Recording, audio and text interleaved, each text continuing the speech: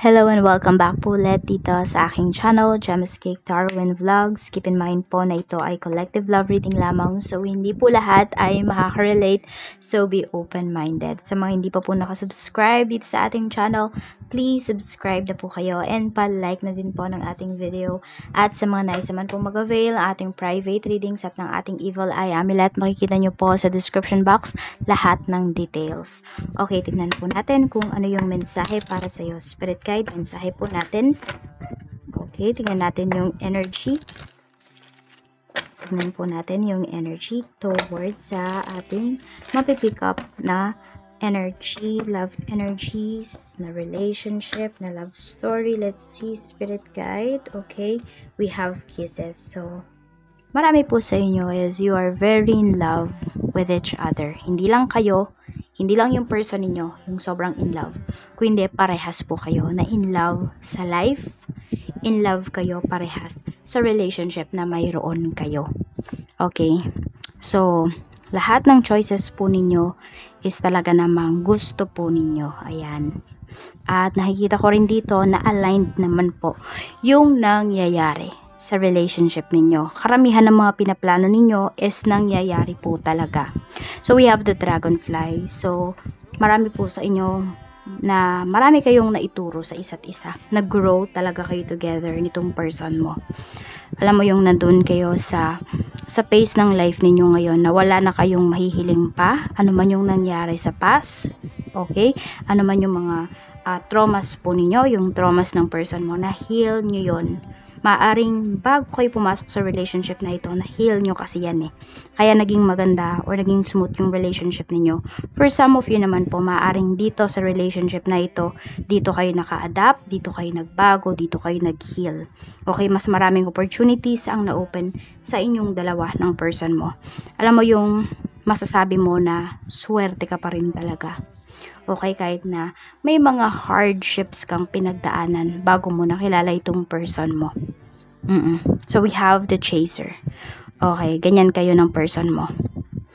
Talagang, alam mo yung parang hindi nyo talaga pinapalipas yung isang araw na hindi kayo okay. Yes, nagkakatampuhan. Wala naman po kasing perfect relationship. Diba? Hindi ko pwedeng sabihin sa inyo na ganito kayo, ganyan. Lagi kayong ganito. You know, walang nangyayari na negativities, na hardship sa relationship ninyo. Mayroon at mayroon. Sabihin natin, meron pero mga small fights, mga ganyan po, na madali nyo naman talagang naaayos. Kasi nga, sabi ko, nasa same boat kayo ng person mo. You are on the same boat with your person. Napakasarap kaya sa isang relationship na same kayo na nasa isang direksyon ng person mo. Same kayo ng direksyon, same kayo ng gustong patunguhan pagdating dito sa relasyon ninyo. At maaaring yan talaga yung natagpuan mo, ganyang tao, ganyang relationship, yung nabuo po ninyo together. Pero titignan natin ano ba yung mga blockages sa relationship po ninyo. Tingnan natin ano ba yung blockages towards this relationship, Spirit Guide. And tignan pa natin kung ano pa ba yung mga mangyayari sa relationship po ninyo. Tignan natin yung mga susunod pa na mga energies, okay? So, tignan natin, ano ba yung blockages? We have mirror. So, marami pala sa inyo ay twin flame po kayo. So, you mirror each other talaga. Siguro doon kayo nagka-clash, doon kayo nagkakaroon ng problems. Kasi, meron isa sa inyo pwedeng, ayaw tanggapin na mag-same kayo ng ugali. Na same kayo ng ugali. Ayan. Kasi, yung goal kasi nitong person mo, ayan, or goal ninyo parehas is mag-grow nga talaga kayo. So, parang kunwari, ikaw nagtatampo ka. Tapos, parang sinisisi mo siya. May mga ganyang factors din naman. So, sabi ko nga is nobody's perfect naman. Wala namang perfect relationship, hindi ba? So, may mga flaws pa rin talaga. May mga, sabihin natin, may mga pagkakataon pa rin talaga na pwede na parang meron dito, parang nagiging, yung parang umaakto na parang bata, nagiging childish. Ayan, nagiging childish pagdating dito sa relationship. Kasi nga, nobody's perfect naman talaga. So, ayan. Pwedeng siguro isa yan sa uri lang ng or ways ng paglalambing ng person mo kapag nagaganyan siya.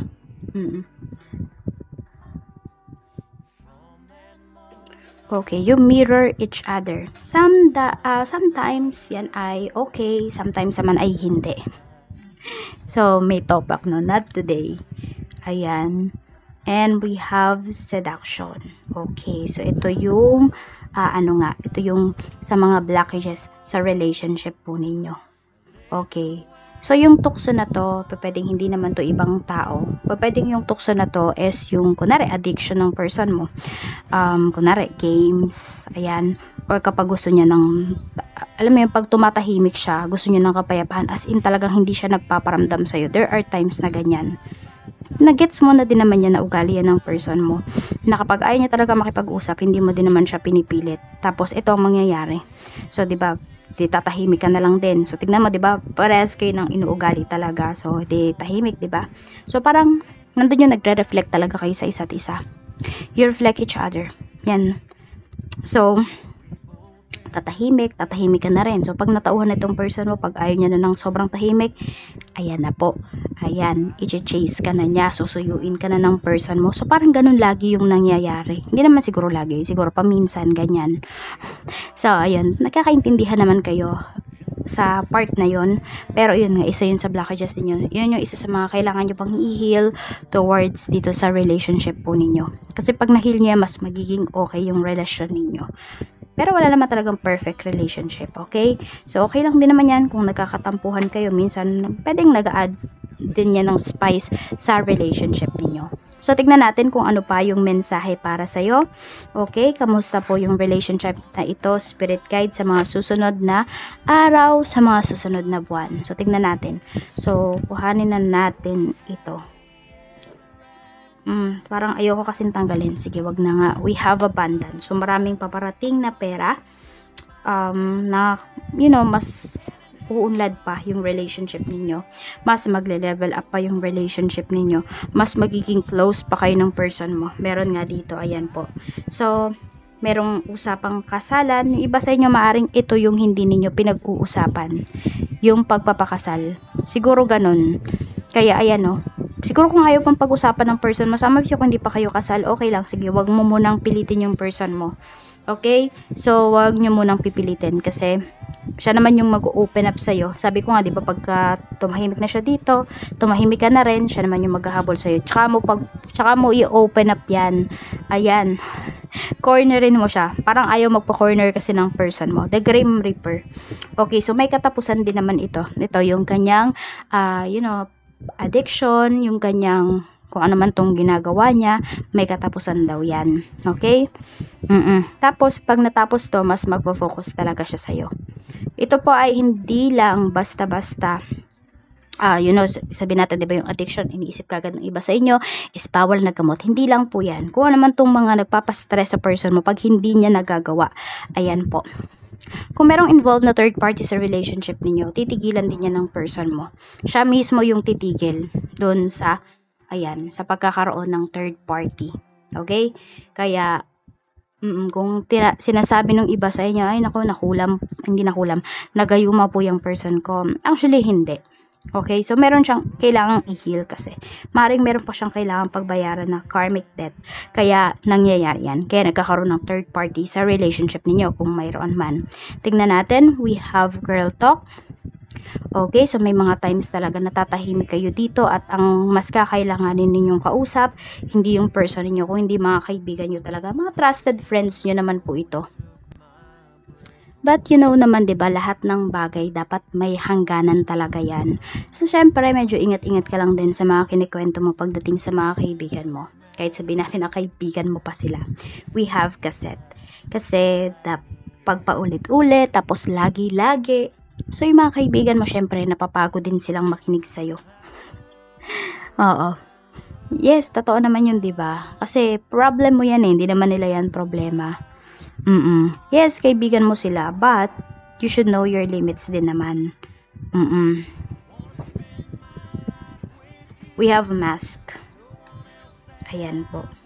Mask. So, may pagpapanggap dito. So, it's either kayo ba yung tipo ng karelasyon na kahit na may mga negativities kayo na nakikita sa person ninyo, hindi nyo yun sinasabi sa mga kaibigan ninyo. Hindi nyo yun sinasabi sa ibang tao. Parang sinasarili nyo na lang, ganon. Tignan natin. Okay. Meron pang kailangang i-heal yung person mo.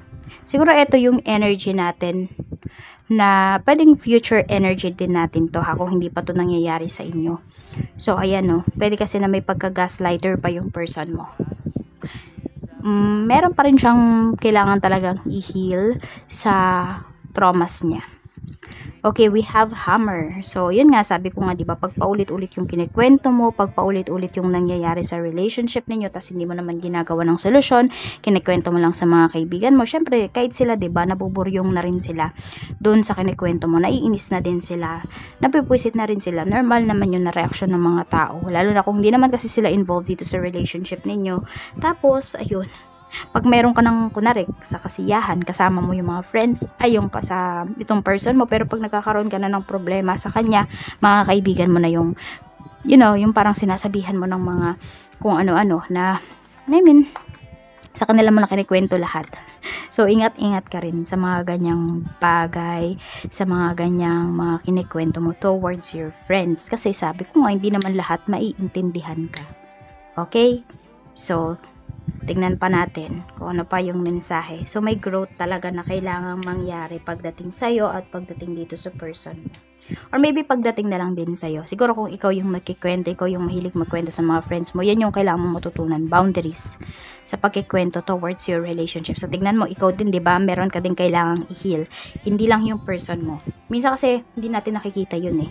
Nakikita lang natin na binigay mo lahat, di ba? Ganun naman. Naiisip mo yun eh, binigay ko naman lahat, wala akong pagkukulang, etc. etc. Pero, maaaring mayroon pa rin talaga. Kasi nga, diba, it takes two to tango. Magkarelasyon kayo eh. Siguro, hindi mo nakikita yung pagkukulang mo. At yung person mo naman, hindi niya din nakikita yung pagkukulang niya. At yun yung mga tinitignan ninyo sa isa't isa. We have love. So, sinasabi naman dito, wala akong nakikitang paghihiwalay eh. Okay? Wala akong nakikitang paghihiwalay pagdating dito sa relationship ninyo. Babalik at babalik din talaga kayo sa dati. So, parang ganun yung routine. Kaya may mga kaibigan ka dito na napapagod. Kasi, alam naman nila na ganun lang din yung mangyayari. We have passion. So, mahal nyo talaga yung isa't isa. Nasabi ko ba twin flame kayo? Hindi ko alam kung yun yung nasabi ko. We have not enough. Ayun, mahal nyo yung isa't isa. Pero sinasabi sa inyo din dito na hindi naman daw enough yun. Na mahal nyo lang yung isa't isa. Dapat nandun yung respect, yung loyalty.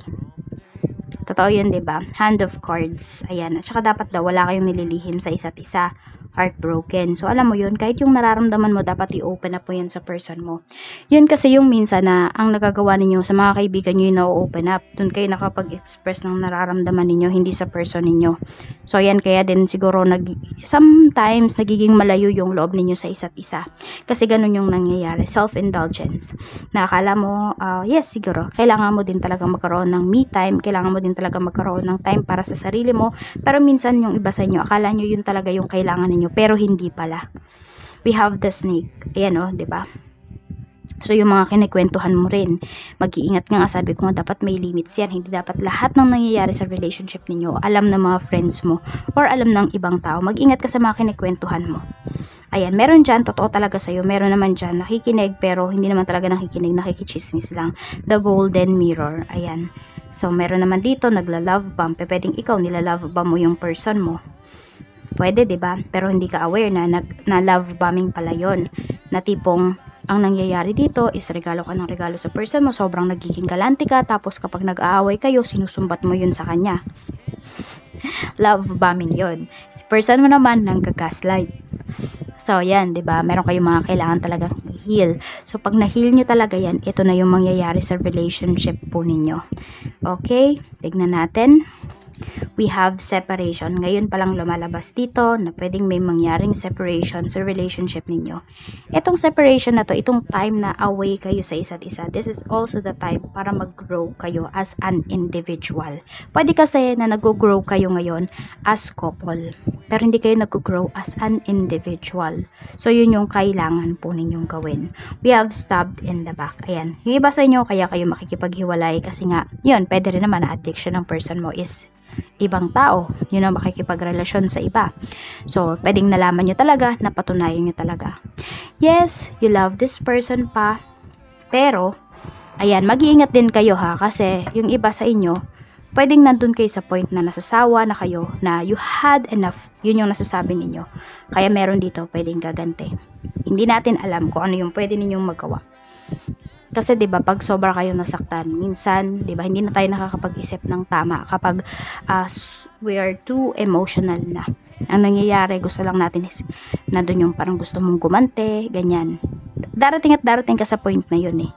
'Di ba? Kasi nasaktan ka, nagagalit ka, parang gusto mong gumante, gusto mo yung naramdaman mo, maramdaman din niya. We have photograph. Pero alam mo, pag nagkahiwalay kayo ng taong to, lagi kang nasa isipan yan. Oh, manghihinayang yan sa nangyari sa inyo. Lightning. Tapos alam mo, ang quick ng energy magbabago. Ang quick nung shifting sa person mo, magbabago siya. Talagang kunwari yung mga sinasabi mo lang sa kanya before na hindi na pinapasok niya sa isang tenga, lalabas sa kabila. Ngayon papakinggan niya, aalalahanin niya yung mga sinabi mo sa kanya at gagawin niya mas better yung sarili niya. Minsan talaga kailangan nating ma-shake, 'di ba? Para malaman natin ano ba yung gagawin natin. Meron dito, ayan. Meron dito karmic partner. Okay, so kung sino man tong magiging involved sa relationship ninyo, could be karmic partner nyo yung tao na yun. Oo. So yung tao na yun, may ituturo po yun talaga sa inyo. So hindi lang yun dumating sa life ninyo, mapa third party man yan, mapa trabaho, mapa friend, mapa kung sino mang tao yan, ayan po, meron niyang ituturo sa inyo. Meant to be talaga yan na mangyari para mas mag-grow pa kayo ng person mo. So ayun, sabi ko nga pwedeng may gaganti kasi dito. Cupid's arrow. Mafe-feel mo na parang iba yung nararamdaman mo sa taong to. Alam mo na mahal mo to, yung taong to, pero may puwang yung taong to sa life mo. We have the phoenix. Matuturuan ka din ng taong to na mag-grow. Ayan. So, lahat kasi talaga ng nangyayari sa life natin, may dahilan yan. May purpose yung mga tao na nakikilala natin sa life natin. Hindi lang sila dumating sa life natin para lang sa wala. Pwedeng para guluhin yung buhay mo, para mas maging maayos, or para ayusin yung buhay mo. Para guluhin lang yung buhay mo. Ano ba yung tinuturo sa'yo ng tao na yan? We have both. So, kayo mismo, pwedeng you will draw some boundaries towards your person kasi you feel yung iba sa inyo, hindi, naka-move on ako sa taong to. Sunglasses. Pero actually, hindi pa rin talaga. Kasi iba sa inyo, nag-i-stalk pa kayo dito sa taong ito. Pwedeng i-stalk nyo pa yung person ninyo. Pero sinasabi ninyo at yun, sinasabi ninyo sa ibang tao, sinasabi ninyo sa sarili ninyo, hindi, naka-move forward na ako sa taong to. But the thing is, yung iba po sa inyo, ayan, nag-i-stalk pa rin kayo. Yan, or darating kayo sa point na yon. Sabi nga, it takes time to heal your heart. Makaka-heal din naman talaga kayo. Okay? Heart with a key. So, akalain nyo nga, iba na yung may hawak ng puso ninyo. Pero kasi ito nga makikilala ninyo after your failed relationship, pwedeng karmic nyo yan.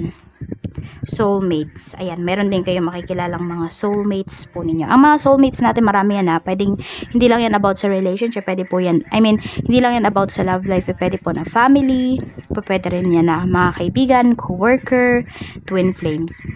Ayan, so this lifetime, lahat po mamimit ninyo, your karmic, your soulmate, your twin flame. So sabi ko, 'di ba, twin flame kayo ng person mo. Tingnan mo saan ka pa rin uuwi, sa twin flame mo. Kasi nagkita na kayo this lifetime. Napakaswerte nung karamihan sa inyo kasi lahat 'to mararamdaman po ninyo. Alam mo, full of experiences, full of lessons yung life mo. Yung love life, hindi lang yung life mo, yung love life mo ngayong lifetime na ito. Kasi hindi naman lahat ng tao namimit yung twin flame nila. Healing heart. So, pag na-heal mo na talaga yung puso mo, ganun din naman yung person mo. Magkikita talaga kayo. Pag naputol kapag nabayaran nyo na talaga lahat ng karmic debt po ninyo, babalik at babalik kayo sa isa't isa. Magkakaroon kayo ng new beginning dito ng person mo. Yung akala mo tapos na lahat. Pero hindi pa pala. Ayan. So, alam mo yun, parang magugulat ka na lang or parang mapapaisip ka na lang, bakit biglang nawala si karmic? Ba't di na siya nagparamdam? Bakit sila soulmate tumahimik na? Pero si twin flame mo, nagbabalik. Yun yung mangyayari. We have keys on a ring. So, di ba? Merong mga tao na, dumarating sa life mo or dumating sa life mo, pero bakit sila nawala? Bakit iisa lang yung natira? Bakit si twin flame lang? Magkakaroon ulit kayo ng pag-uusap. Marirealize ninyo na, ayan, mapapag-usapan ninyo yung mga nangyari in the past. Bakit ganun yung nangyari? Bakit nag-fall apart yung relationship ninyo? Engagement ring. So, ayan, unti-unti, mag-open up ka na ulit dito sa person na ito at ganun din siya sa'yo. The runner, diba? We have the chaser and we have the runner. So, sa umpisa pa pwedeng parang pipigilan mo pa yung nararamdaman mo sa kanya. Actually, medyo nakatago lang yan yung nararamdaman mo. But the thing is, hindi mo to matatakasan. Kasi, meant to be talaga kayo. Paradise. Ayan. Ikaw lang yung gustong makasama ng taong to. Ready talaga siya na magbago. Or pwede nga, change person na talaga siya Better person na siya. Pag nag-meet kayo ulit. The Sword and Rose. Siya talaga yung makakatuluyan mo. Yung akala mo tapos na yung love story ninyo. Yung akala mo tapos na yung lahat. Actually, kahit ilang taon yung lumipas, yung iba sa inyo pa pwedeng magkakaroon pa kayo ng anak sa ibang tao, ganun. Kasi pero sa kanya kayo makakasal. Yun yung pinapakita dito sa twin flame po ninyo.